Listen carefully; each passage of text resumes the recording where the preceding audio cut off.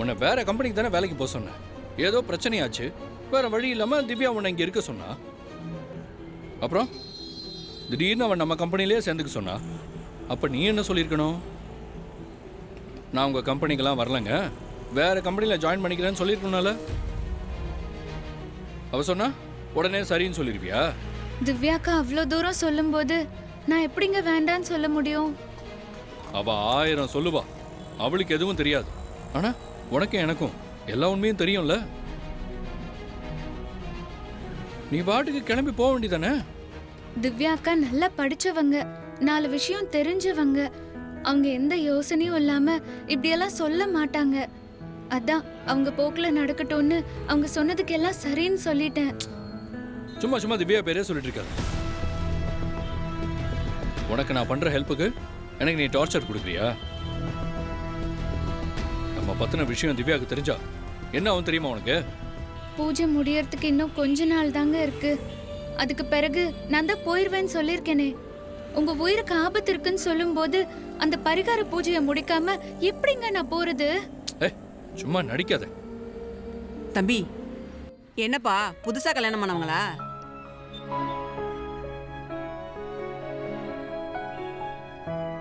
பொண்டாட்டிக்கு பூ வாங்கி கொடுப்பா.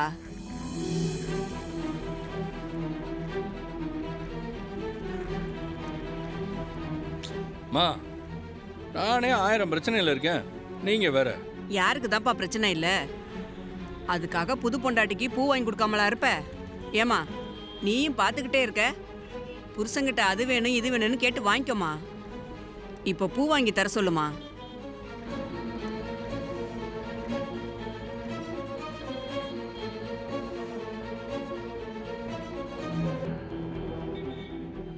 புருஷன் சொன்னாதான் வாங்குவியாமா? புருஷன் மேல அவ்வளோ மரியாதையா? இந்த காலத்து பொண்ணுங்களும் இருக்கே, நீ பரவாயில்லம்மா. தம்பி, இந்த காலத்துல இப்படி ஒரு பொண்ணு பொண்டாட்டியா கிடைக்கிறதெல்லாம் அபூர்வம்பா.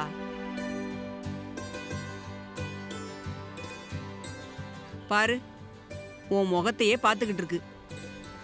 வாங்கிக்கோன்னு ஒரு வார்த்தை சொல்லுப்பா. ஏமா, இங்க நடக்கிறது என்னன்னே தெரியாம நீங்க பாட்டுக்கு என்னென்னமோ சொல்லிட்டு இருக்கீங்க. குடும்பம்னா அப்படிதான்ப்பா. புருஷன் பொண்டாட்டினா காலையில சண்டை போட்டுக்கிறதும் சாயங்காலம் சேர்ந்துக்கிறதும் வழக்கம் தானே.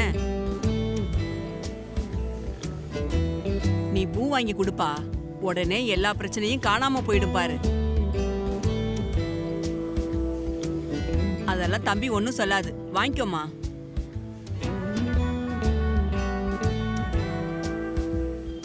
சொல்லு தம்பி. வாங்கிக்கோ.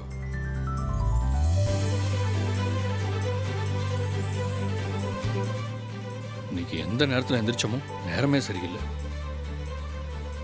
என்னங்க? ஆஃபீஸ்க்கு டைம் ஆச்சு, சீக்கிரம் போகணும்னு சொன்னேன். ஐயோ, அம்மா டைம் ஆச்சு வாங்க போலாம்.